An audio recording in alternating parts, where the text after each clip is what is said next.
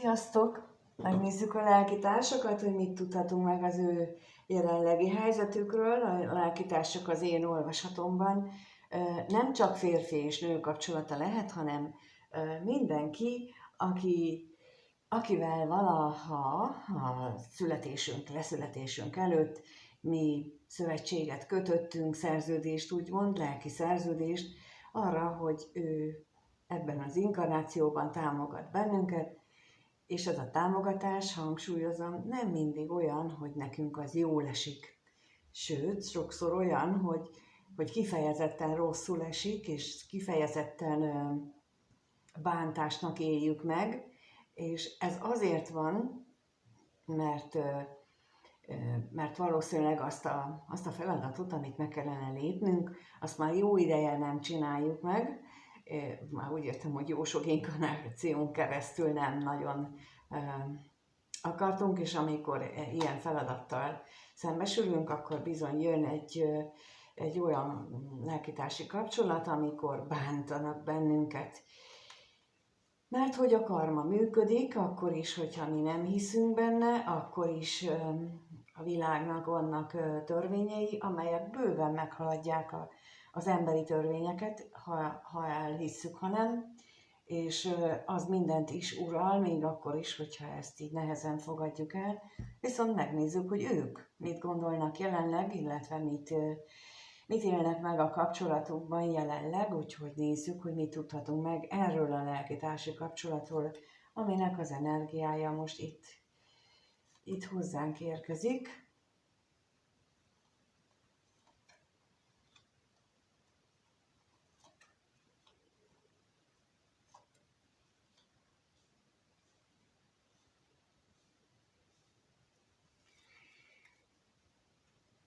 Valószínűleg egy olyan a nagy változáson megy keresztül most egykőjük vagy a kapcsolat maga, hogy ott a szokások is megújulnak, illetve egy új minőség érkezik be a kapcsolódásukba, még akkor is, hogyha ez nem látványos, mert lehet, hogy távolság van köztük, és lehet, hogy nem lehet így ránézésre azt mondani, hogy na, itt valami nagy változás történik, de olyan, mintha a háttérben láthatatlan szálak sokaságán keresztül változás lenne ebben a kapcsolatban. Na, nézzük, hogy milyen változás, és a halálra kérnék szépen most.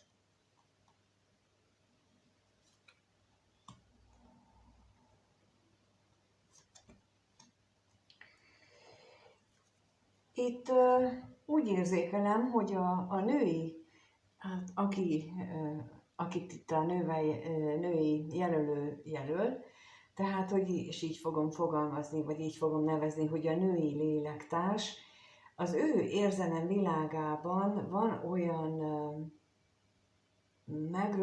berögzülés, aminek változnia kell, mondjuk így, mert hogy a halál apja az egyfajta szükségszerű változást is jelent, nem csak önszántamból megváltoztatom a dolgokat, hanem ott egy kell állapot mutatkozik.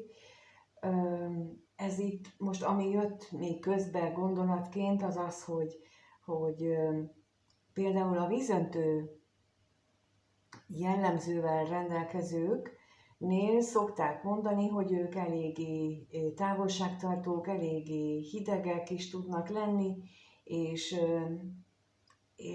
az ő feladatuk az én olvasatomban az, hogy bizony ők megtanulják kimutatni, áramoltatni magukból a szeretetet. Nem azt jelenti, hogy bennük nincs, hanem azt jelenti, hogy ők nagyon megtanultak védekezni a világ bántásával szemben, nagyon megtanulták azt, hogy hogyan zárják el a szeretet áramlását, és ezt a másik fél, ha nem tudja róla, hogy egyébként ő egy nagyon szerethető ember, és tele van szeretettel, akkor azt érzékelheti, hogy ez egy rideg ember. Na de most itt azt mutatják, és itt ez a 3 lap, ez egy ilyen típusú embert ír le, akinek az érzelmei kimutatásával egy egyfajta berögzülés folytán nehézségei vannak, és ebben történik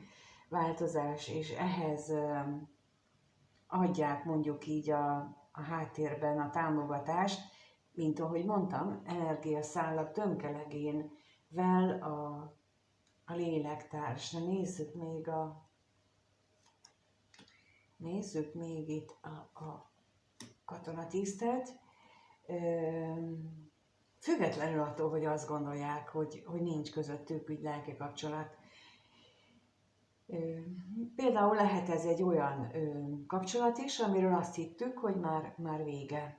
Mert nem beszéltünk a másikkal mondjuk hetek, hónapok óta, és azt hiszük, hogy ez már le van zárva, itt nincsen semmi, és mégis azt mutatják a lapok, hogy bizony a háttérben azon nagyon is működik ez az energia átadás, ők intézik, tehát ez az én olvasatomban az égi segítőknek a lapja, ők azok, akik bizony ebben nagyon is benne van a kezük, és nagyon is áramoltatják ezt az energiát, annak érdekében, hogy itt az érzelmi berögződések változzanak. És ez lehet az is, hogy például olyan érzelmi berögződés, hogy azt gondolja valaki, hogy engem nem tudnak szeretni, vagy én sose találok olyat, aki engem igazán szeret. Ez is egyfajta berögződés. Máshol van a háttere, jó lenne megtalálni, de most úgy látom, mintha ezen túl is, tehát nem kell megtalálni, de mégis valami folyamatban van. Na megnézzük akkor egyébként, hogy ők hogyan gondolkodnak egymásról, hogyan vélekednek egymásról, és erre kettőt kérnék szépen, hogy hogyan vélekednek ők egymásról. Mit gondolnak egymásról a férfi, mit gondol a nőről, és a nő mit gondol a férfiről. No, hát a férfi nagyon magányosnak érzi magát, ugye az előbb már láttunk rá utalást, hogy ők nem nagyon találkoznak, ez olyan, mintha már csak energetikai kötelék lenne meg közöttük, de ez mégis elég ahhoz, hogy ez a gyógyulás, vagy ez a változás energiája ott legyen, és itt meg azt mutatják a lapok, hogy a férfi úgy gondol a nőre, mint akinek nagyon-nagyon, mint aki nélkül ő nagyon magányosnak éli meg az életét, szinte belebetegszik ebbe a magányba, ahogyan ő van. Na nézzük a betegséget, hogy mi az, amit itt a betegségről tudni lehet. És az özvegy férfit is.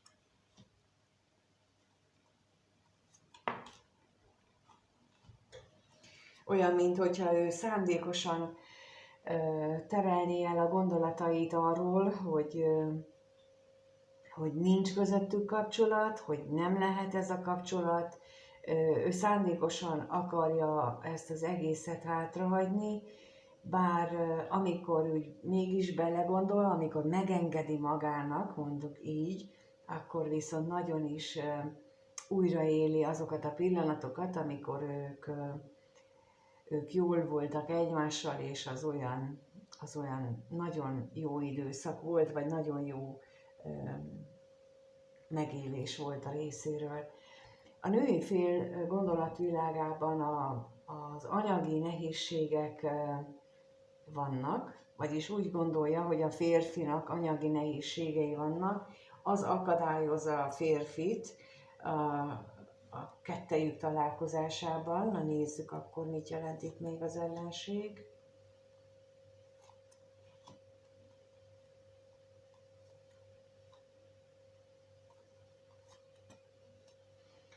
És a pénz mit jelent?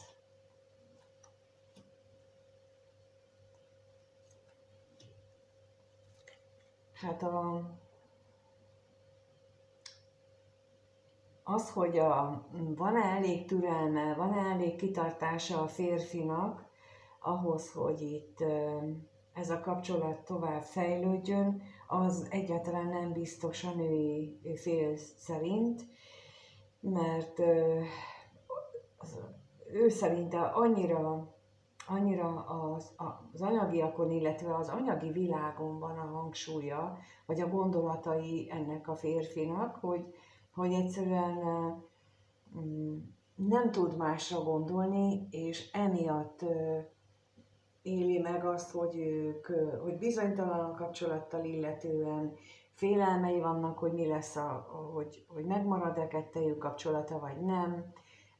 Még akkor is, hogyha ez baráti kapcsolat, vagy bármilyen más jellegű, nem csak egyelőre nincs rá utalás, hogy ez egy szerelmi kapcsolódás lenne, hanem ez egy bármilyen kapcsolat esetén érvényes. Mert hogy más, inkább itt azt úgy fogalmaznám, hogy más a megközelítése a kapcsolatnak. Az egyikőjük tisztán ilyen anyagiségon közelíti meg, a női fél meg inkább úgy érzem, hogy ő inkább lelkisíkra is ráérez, azon is érzi a másiknakkal való közösséget. A férfi viszont csak mint mondjuk szimplán, mint emberi kapcsolatot látja. Na megnézzük, hogy mit éreznek egymás iránt, talán ebből kiderül, hogy ez milyen jellegű kapcsolat, úgyhogy a kérdés az, hogy mit éreznek egymás iránt, kettőt, a férfi mit érez a nő iránt, ez a kérdés először, mit érez a férfi és a nő, mit érez a férfi iránt. No, hát a férfi láthatóan vannak vágyai a nővel kapcsolatosan, hol ilyen, hol olyan, hol erősebb, hol gyöngébb, még a bíróra kérnék szépen, milyen jellegűek ezek a vágyak.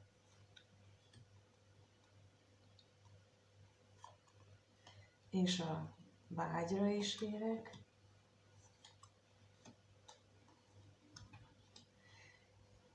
Talán azért van benne ez az ingadozás, a vágyainak az ingadozása, mert amikor úgy belegondol mélységeiben, hogy mit jelent neki ez a kapcsolat, akkor itt az jön ki, hogy neki bizony nagyon is belsőleg meg kellene változni, gondolat, lelkivilág minden szinten, és az egyes esetekben teljes változtást igényelne, illetve lehetnek olyanok, akiknek ő valamit megígért, és akkor ott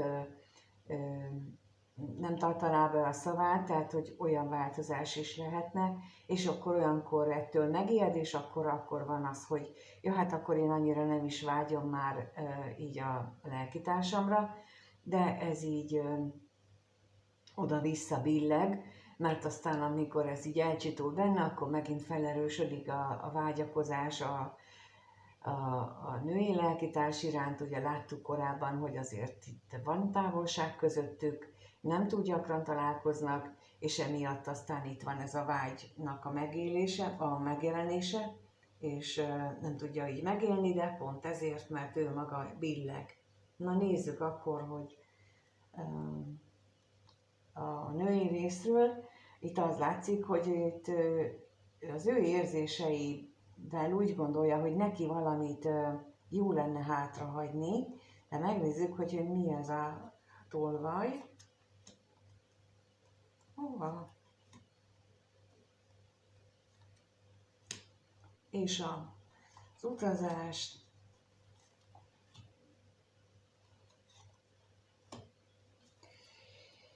Azokat a félelmeit lenne jó hátrahagyni, amit ő az előző párkapcsolataiból vagy kapcsolataiból megtapasztalt, és ott általában negatív volt a tapasztalata, és nem próbálja, hanem ennek a megtapasztalásnak hatására rávetíti erre, projektálja.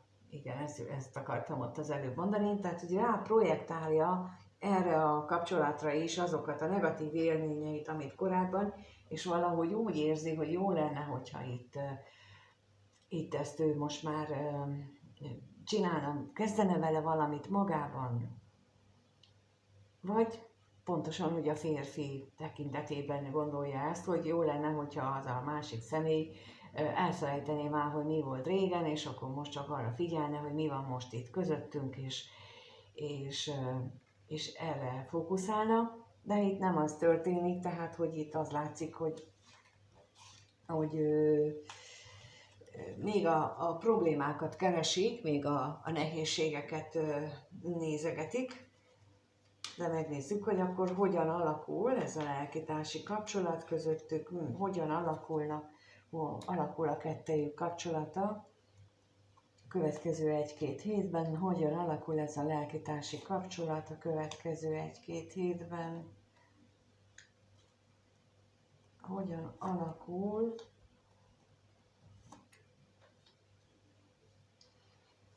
Hát a találkozás az nagyon érik, az nagyon szükségszerűnek tartják már mindketten, de ott vannak a félelmek és a vágyakkal kapcsolatosan, hogy nem túlzóak ezek a vágyak, hogy valójában a másik személyben is ott vannak, tehát ez egy olyan kapcsolat lehet, ahol még nem biztosak egymásban. Na nézzük ezt a látogatást.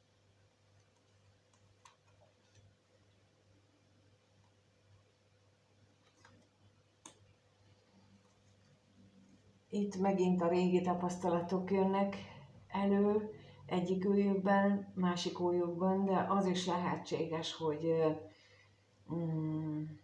itt olyan elvárások vannak ebben a kapcsolatban, ami nem biztos, hogy ennek a kapcsolatnak a célja. Sokszor megismerünk valakit, és nem azzal a szándékkal ismerjük meg, hogy akkor ő vele most nekünk feltétlenül párkapcsolatot kell létrehozni, hanem ő vele ilyen, ahogy az elején elmondtam, tehát ő neki rá kell ébreszteni bennünket, hogy például mi egy olyan típusú emberek vagyunk, akik ha megismernek valakit és szerelmesek lesznek, akkor rögtön azon gondolkodnak, hogy milyen lenne vele egy házasság. Ezt az asztrológiában az 5-ös 7-es ház kapcsolódása mutatja, tehát hogy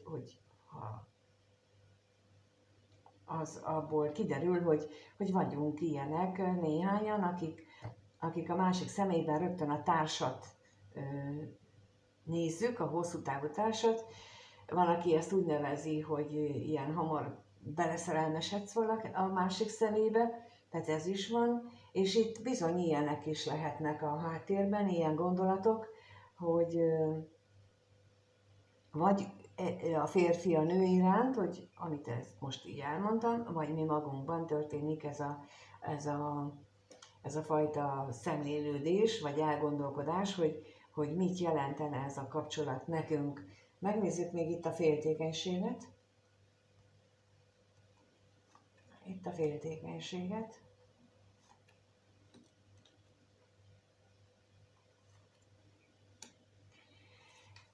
A féltékenység az biztos, hogy nem visz sehová, abból csak rosszul jöhetünk ki, hogyha ilyen félelmekkel küzdünk.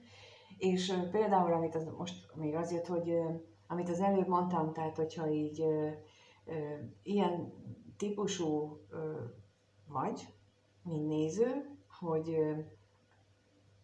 vagyis hogy gondolkodjál el azon, azért mondom ezeket a példákat, hogy esetleg ez rád illik-e, hogyha megismerkedsz valakivel, akkor hamar társként gondolsz rá, hamar azon ábrándozol, hogy milyen lenne vele az élet, akkor itt életfeladatként tudni kell az, hogy ezzel változtatni kell.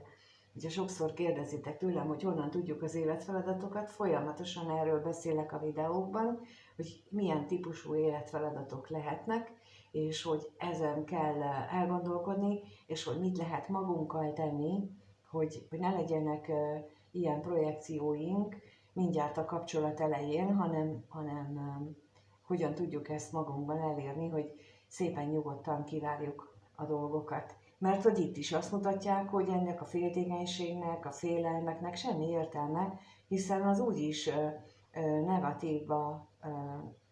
negatívként valósul meg.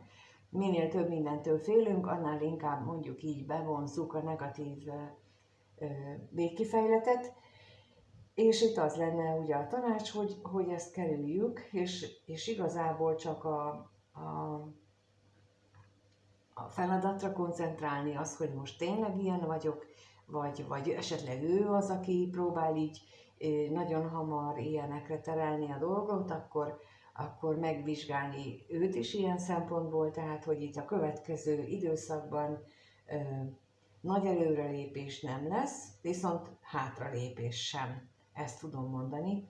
És az, hogy itt vagytok, az meg köszönöm, mert akkor talán ti sem léptek hátra, és remélem, hogy ezzel a videóval is sikerült olyan gondolatot átadnom, ami segítségül szolgál nektek a hétköznapi dolgaitokban, és segít abban, hogy megértsétek, hogy mivel van feladatotok nektek, ezért az ötleteket, példákat ezért hozom, de több ilyen példát találtok akkor, hogyha a tagságnak a 2-es, 3-as, 4-es szintű tagságba is beléptek, mert hogy ott havonta teszek közzé ilyen videókat, amelyek erről szólnak, hogy a párkapcsolatban milyen buktatók lehetnek, hogy lehet kikerülni, és a magasabb szintű tagságnál már benne van az, hogy egyénileg tudok válaszolni mindenkinek, személyesen. Az egyikben egy 20 perces videóval, a másikban pedig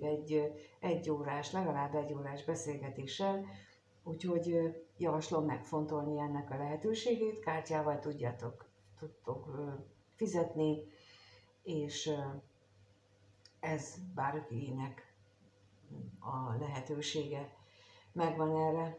Köszönöm a lájkot és feliratkozásokat is, és a kommenteket is, hogyha ilyet tesztek, hogyha tetszik a videó, és ameddig nem találkozunk, addig pedig mindenkinek minden jót kívánok. Sziasztok!